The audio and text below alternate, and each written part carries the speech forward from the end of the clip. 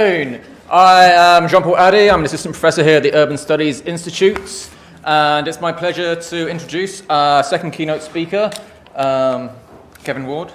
Before I do that, I'd just like to take a moment on behalf of the conference committee, Fei Li, John Marshall, Deirdre Oakley, Jan Nyman, to thank you all for being here, and also to make sure that we give an appropriate shout out and thanks to Laura Velo and our student volunteers who have helped put everything together and make sure everything's running smoothly. So thank you very much.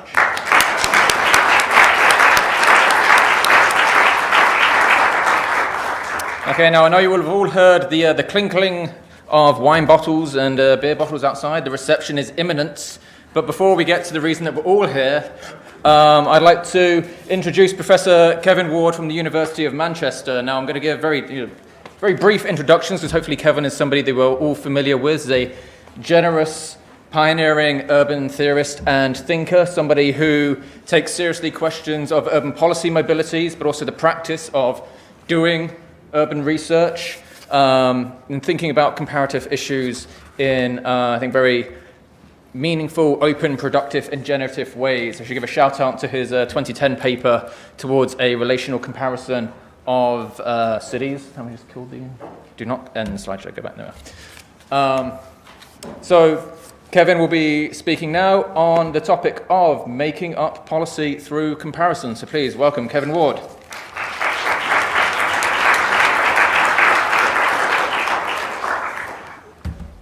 Okay, let's see if I can find my own talk.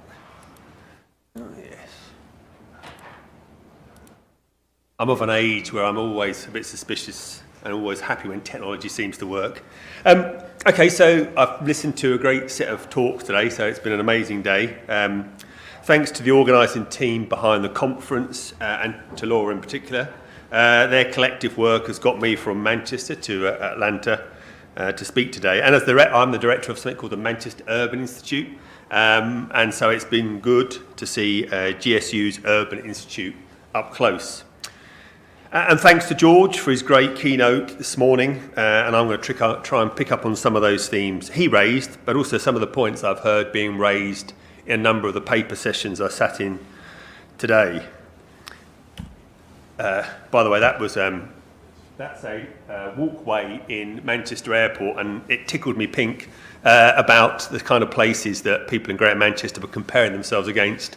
I mean, there's a whole range of politics around those places, but the notion of you would go from Salford to Silicon Valley was amusing and amused my colleagues in Greater Manchester no end. So this is the structure of my talk today. I would say this afternoon, but actually my body's telling me it's just after 10 o'clock tonight.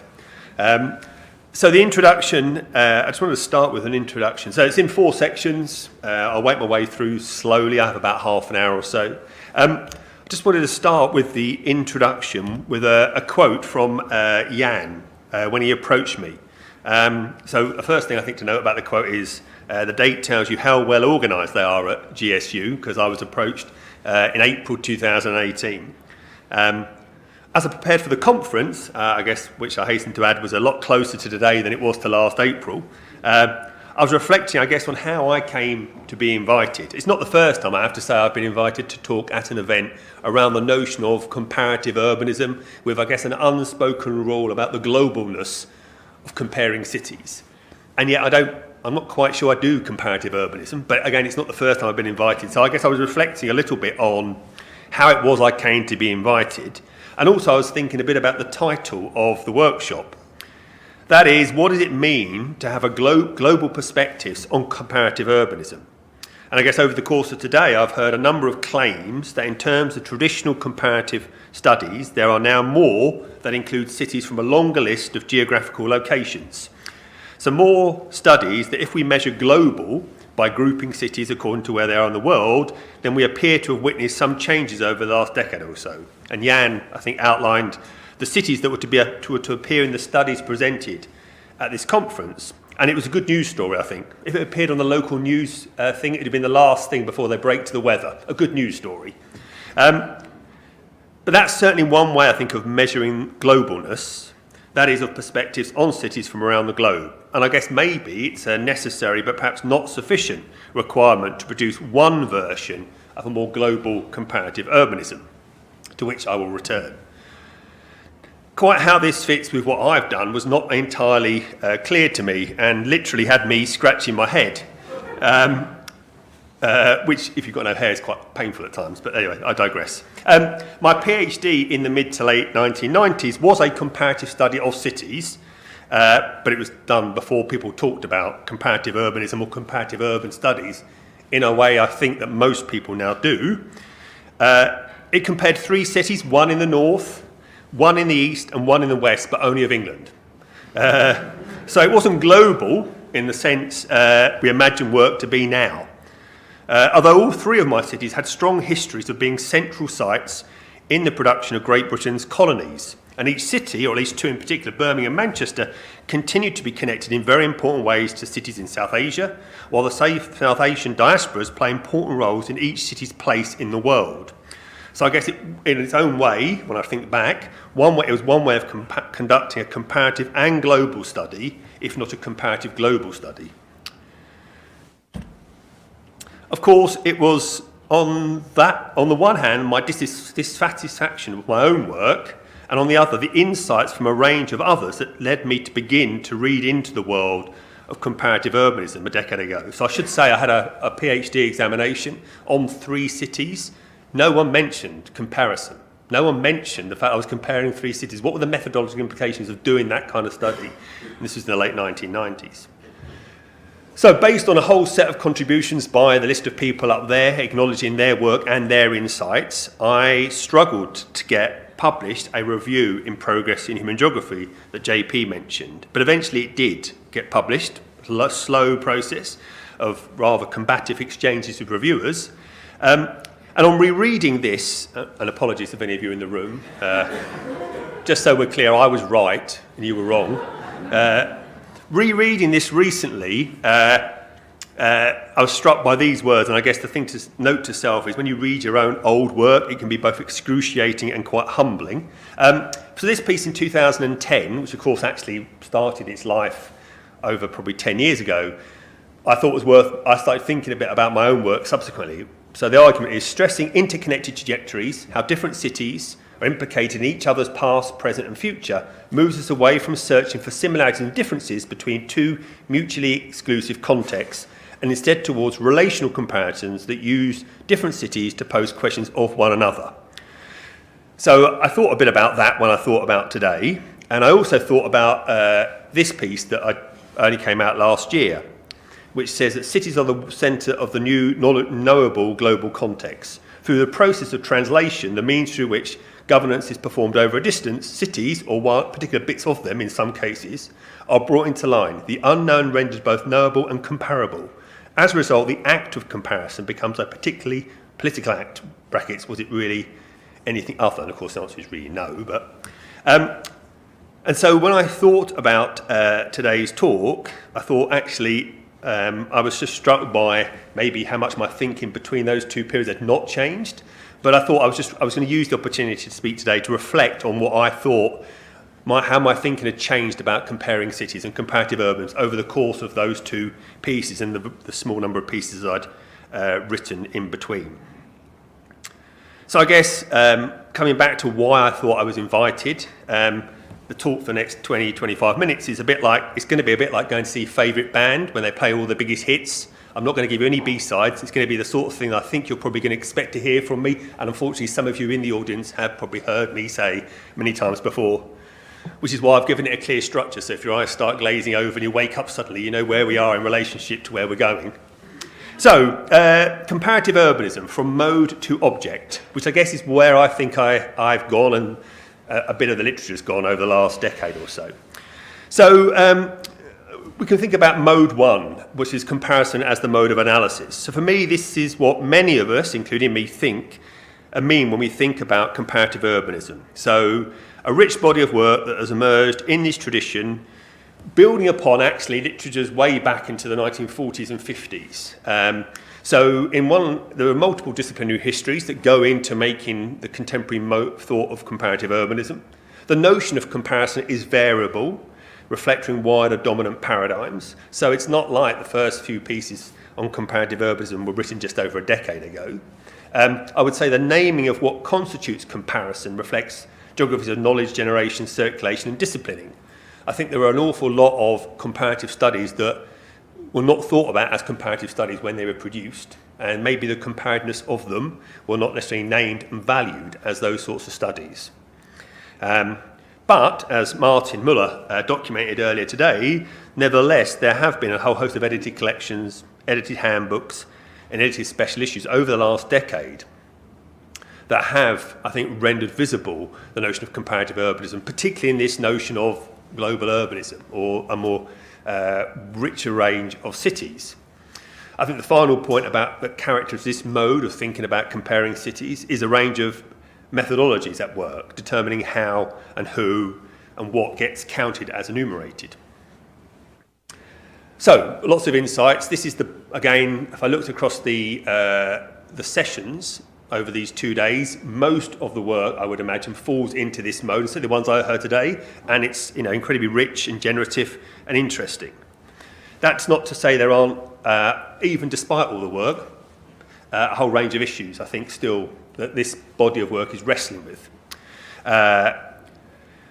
So one is the continued geographies of knowledge, theory, production, disciplining, in terms of what that means and where theory comes from and how it's valued, particularly in most bits of the social sciences where English is still the dominant language. And we heard some of the challenges from Linda Peake and her team, but also Tim Bunnell at NUS of doing comparative urban studies when you're working in large teams across different countries and all the various small acts, I think, that go into doing comparative work. I would say the second point is that the comparisons of cities still has, most of those studies are still about cities as knowable, bounded, discrete objects. So we still talk about something called the city.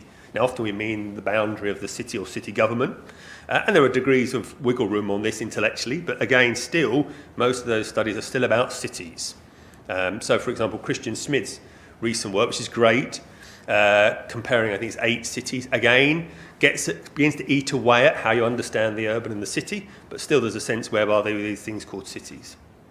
And then picking up on something Ananya Roy wrote a decade ago, when you look across this body of work, there's an awful lot of addition, so an extra set of studies, less, in her language, dislodging, which is the term she uses at the end of her regional studies review.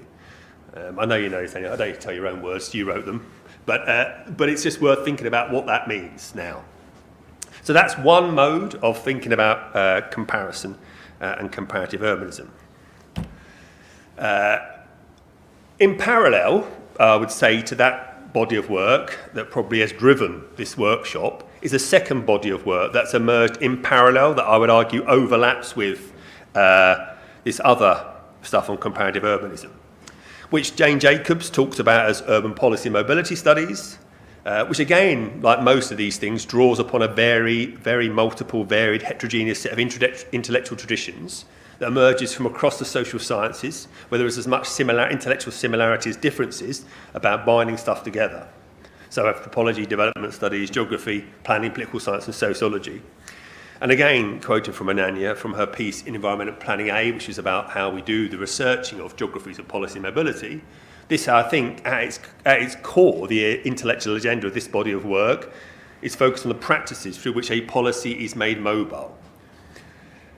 And my argument would be that we can think about a second mode of comparison that may not be quite as dominant or mainstream as that first mode, but nevertheless I would say is still important. And again, for me at least, in my own contributions, they're where they overlap in interesting and fruitful ways. So what do I mean by this?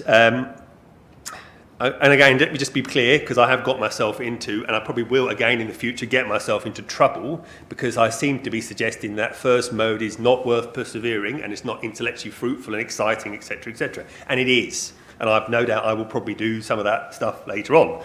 It's just right now where I've been working on, and so will others, is this other mode of comparison, which, to quote from Friedman and Manguez, is a new ontology of city-to-city comparison in light of the changing relations between cities and the practices through which the global is rendered knowable. Actually, that's my words.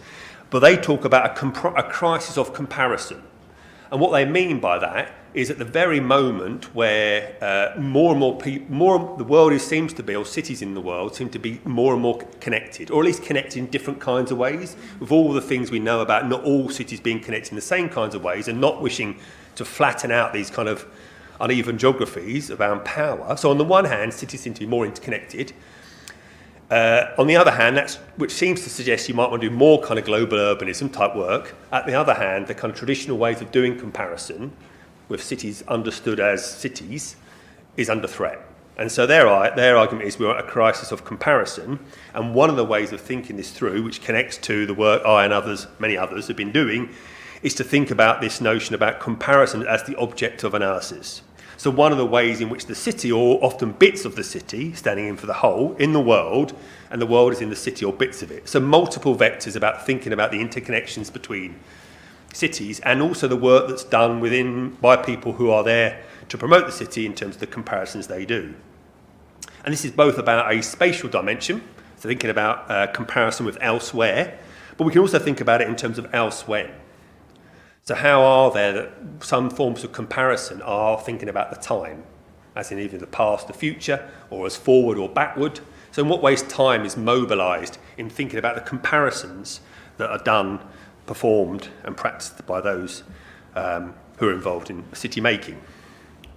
Okay, so let me just say, so what might this mean for comparison? So there are just a few thoughts when one thinks about how we might understand comparison as the mode of analysis. So one is thinking about comparison as anticipatory. So the notion that the kind of comparisons that people are doing across cities, bless you, the sorts of comparisons that people are doing is often about anticipating and making more likely a future. So it's, the language around future-proofing, but how do we anticipate, and what role does comparison play in anticipating either something good, as in imagining you becoming somewhere else, or imagining you not becoming somewhere else? Detroit, or in my case, Rotherham, or wherever else it might be.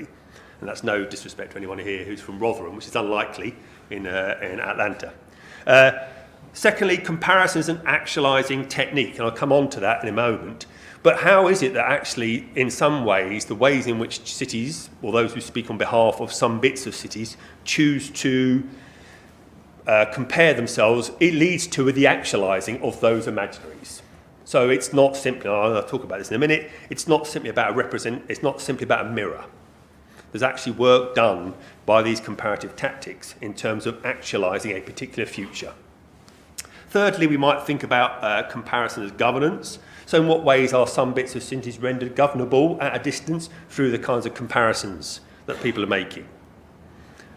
Fourthly, comparisons of performative. So again, we're all familiar with our own cities, where it's clear that there are all kinds of claims and the work that's being done by these comparisons that's performing a city into a certain place in a league table, or performing the city into a way to access certain grants and resources, where maybe actually the emotional or affective work that's done through comparison is about getting people to believe in certain things, certain visions of the future, even though actually, frankly, they're about truth claims. They're literally unbelievable, but doesn't mean to say that people won't believe them. Fifthly, comparison is political, and again, I've made reference to that point. Clearly, and some of the work I've done has been about working with groups who have sought to insert themselves into urban political debates around offering alternative comparisons which they would like to see counter the kind of dominant comparisons. But clearly, who you choose to compare with, or who you are chosen to compare with, is a political act in all kinds of ways. And then finally, comparison is prefigurative. Again, it's about thinking about, in many cases, about avoiding certain futures or making certain futures likely. So Donald Mackenzie talks about this in terms of finance and the financial markets, but we could think about comparison as an engine, not a camera. And again, picking up on the role of non-geographers, Freeman and Manges, who talk about the role of comparison can only be understood if we treat it as an element that can affect, steer and transform the things and actors it compares. It does so simply by making those being compared aware of the acts of comparison to which they are being subject. And I just thought it was an interesting idea. So this sort of suggests how I'm and lots of other people in this sort of area are thinking about comparison, which both relates to but deviates from the mode one of comparison. Okay, those of you who are still with us, infrastructure as comparison. So third section of the paper. So thinking about infrastructures that allow those sorts of comparisons and even make them more likely in some cases, so make them both possible and probable.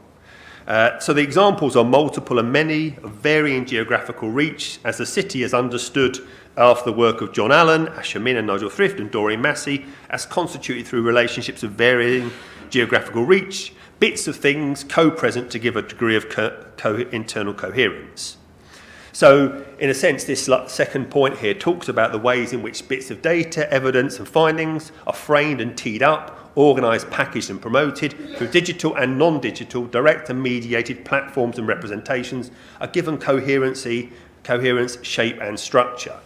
So this notion of infrastructure as a comparison that makes the sorts of comparisons that are being undertaken by cities not only possible and probable, but actually has a disciplining effect if there are some cities for whom they are deciding they don't want to play these sorts of games, but actually find themselves positioned in such a way that not engaging in these forms of comparative acts is not actually possible.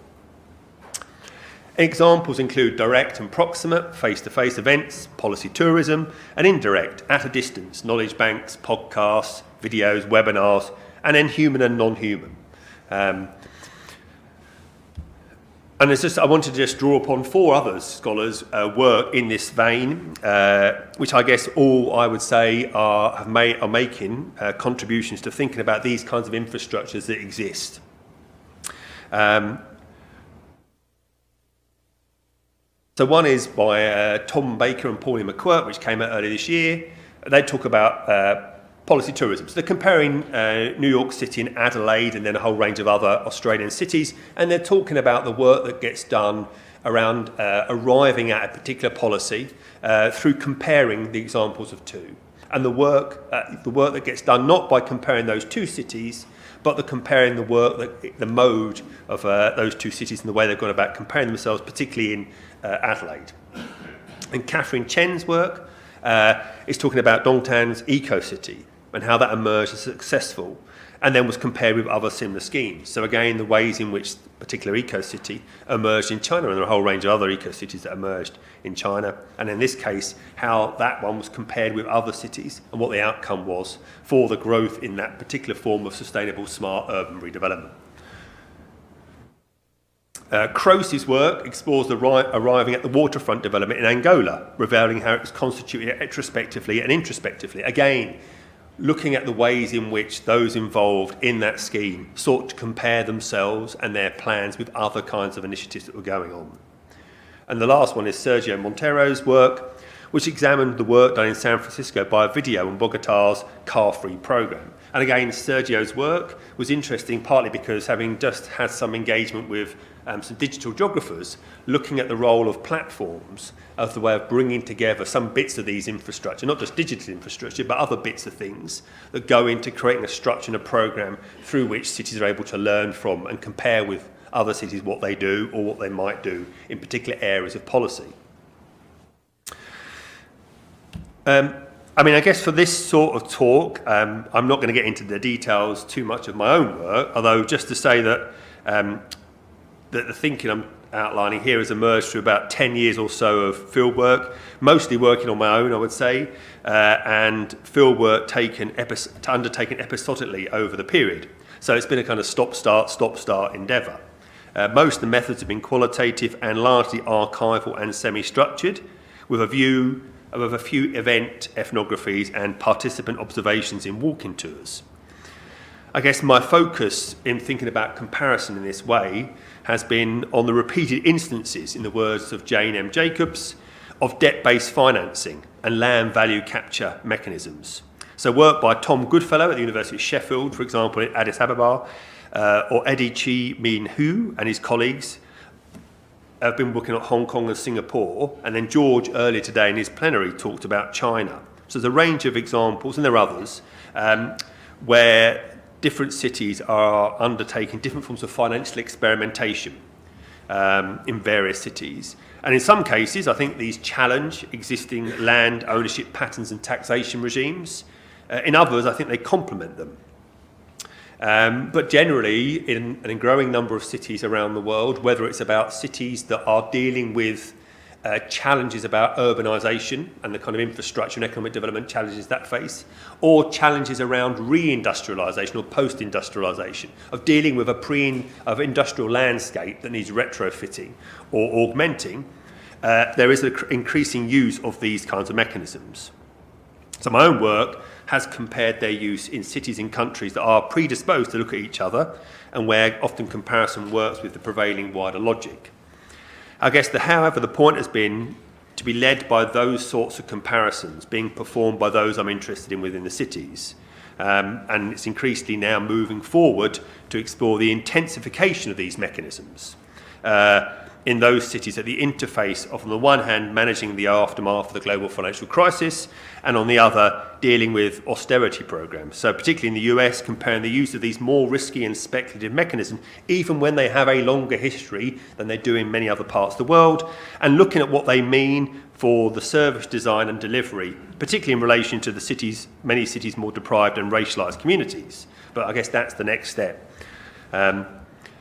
What I want to do now is just to give you a few examples of the kinds of infrastructure that exists and the ways in which these sorts of infrastructures facilitate the comparing between one city and another. So this is one example, the urban agenda for the EU. This platform does work in terms of bringing together and comparing different, this does a whole set of works about comparing examples and allowing different cities to be plugged into this network to use access about packages and to think about the ways in which they might benefit by comparing what they're doing in a particular city to other cities, using this as a way of translating a mediation between the experiences of cities. This one is another one. It's a US-based one, although interestingly it's often the place that people go to from outside the US when they're thinking about introducing something similar in their own city or their own country. The platform does work in terms of bringing together and comparing different US cities, use of a range of financial mechanisms. It is about accreditation and professionalisation of a sector, about the work done to generate demands for products and services, as Rachel Weber has written about in relationship into Chicago in particular. We can also see a whole host of books and reports that circulate with case studies, drawing on a range of examples, often including local elected and unelected representatives in their writing and dissemination. This suggests a range of agencies of different geographical reach that are co-present in shaping and structuring how cities imagine themselves globally through their use of financial mechanisms in a way of thinking about their urban futures. This is a couple of examples of UK events that I attended. I mean, I've also been to other events in other parts of the world. They sought to generate a new entrepreneurial subjects amongst local government officials. So suddenly in the UK, at least, finance was sexy, we were told. Something that was once considered boring, at least in the UK, was becoming more riskier and by inference more fun in the context of austerity and a cut in public services. So essentially cities were both being empowered to take on more risk and more debt. And they were doing that through comparisons with other examples in other cities where this had been seen to be successful. With all these comparisons, obviously very partial. Some of my work, although not all of it, was looking at this one particular mechanism, tax increment financing, which you don't need to understand the financial stuff about, although we can talk about it. But it's more about how this mechanism embodies a wider direction of travel in efforts to rethink city public finance. They seem to be about opening up cities for more capital investment with the public sector than undertaking, and which then cities then undertook various corridoring and zoning exercises with very generous taxation regimes.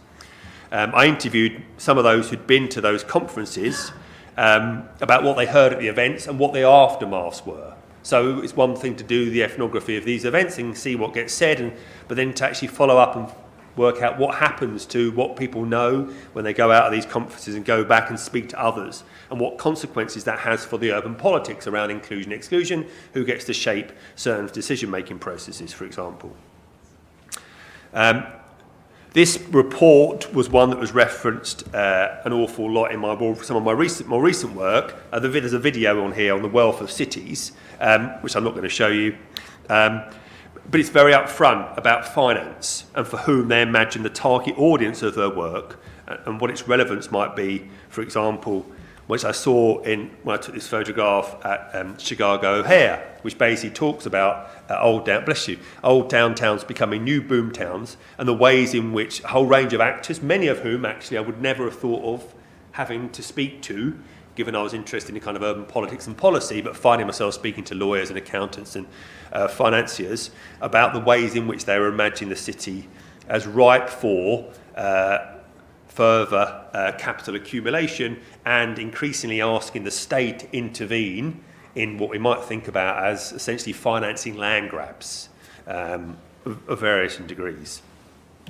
Okay, so in terms of conclusion, although I guess I would think about I don't want to conclude when we're only one day into a 2-day conference and there's lots of stuff to be heard tomorrow and a great plenary at the end. So I guess thinking about this as a staging post in our collective travels over the 2 days. So 3 points. One is to think about, so the comparison as the mode of analysis continues, diversification through addition and the promise of a worldly theory of the 21st century metropolis still exists. Maybe we're moving in the right direction. There's some great insights that have come from a wider suite of studies. What that means for rethinking this mode of analysis, I'm not so sure. Secondly, thinking about comparison as the object of analysis, as a conceptual and methodological manoeuvre, which is what I guess I and a smaller number of people are interested in, and then thinking about how those two may overlap and how that renders comparisons by design more unknowable, more unruly, less reliable, and what that says about actually doing that sort of research when you're starting off with a city and you're not quite sure where those comparisons are going to take you, as opposed to starting with a sense that you're going to compare two cities, where you can say up front where those two cities are going to be, or 3 or 4 or 5 or 6 or 7. And then the final point, which is, in addition to the various more traditional ways, I guess, the infrastructures that exist that give sense and shape to those people in cities who are making decisions, the growing role of digital platforms of various stripes in structuring interurban comparisons, which can be both progressive. Last week I was at a workshop where some of these platforms are quite progressive in terms of social infrastructure and the everyday life, but more often than not, actually, they're not. And they're making some futures possible and probable. And on that, I'm just going to end with Jan's email again. Because I guess I was thinking at the end, in what ways might this way of thinking about comparison both be complementary to other ways, but also contribute to the overall aims of the workshop. So again, thinking about this first statement, it's about the when and the where of these deliberations, and thinking about the ways in which we can think about these various notions of the urban north, south and east. And I guess one of the ways, there are a range of ways I think we can trouble those terms in terms of when and where, and others have done this. But one of the ways using this way is to trouble them, is to take for granted the notions of the north, the south and the east. And then the final point, I think where this particular perspective is useful, I would say, is thinking about this last point about critical approaches to a truly global comparative urbanism, which is to being open to the ways in which, as I say, cities themselves are going about comparing what they do, have done and may want to do, or bits of cities, and what that might contribute to an academic project, which is what we're talking about here in terms of a truly global comparative urbanism. And on that, I'll end it. Thank you very much.